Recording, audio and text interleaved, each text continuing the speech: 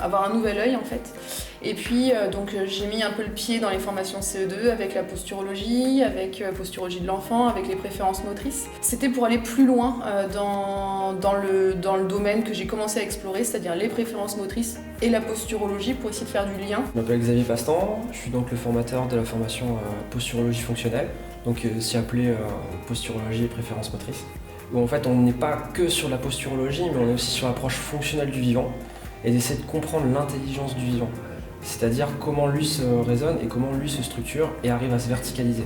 Et quand on commence à s'intéresser vraiment au vivant, on se rend compte qu'il y a plein de manières de s'exprimer et qu'il y a beaucoup d'aspects qui viennent interférer dans la posture. Ça passe d'abord par du diagnostic, des outils bilans manuels, mais pas que. Et en pratique, c'est beaucoup dans du tissulaire, dans de la mobilisation, du testing, parce que il faut d'abord répondre à un bilan, à un diagnostic.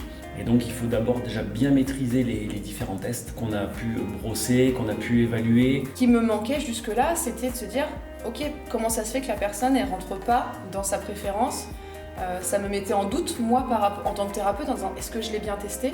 Est-ce que c'est moi qui ai mal fait ? Et là, finalement, on arrive assez naturellement à se dire ok, son profil, il est comme ça.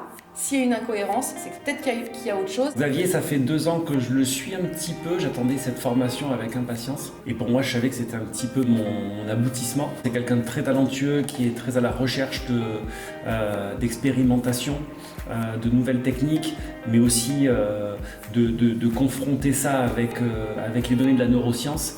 Et c'est ça que je trouve génial, c'est de pouvoir rendre abordable toutes les données de la neuroscience qui pour nous sont, en tant que praticiens, assez abstraites.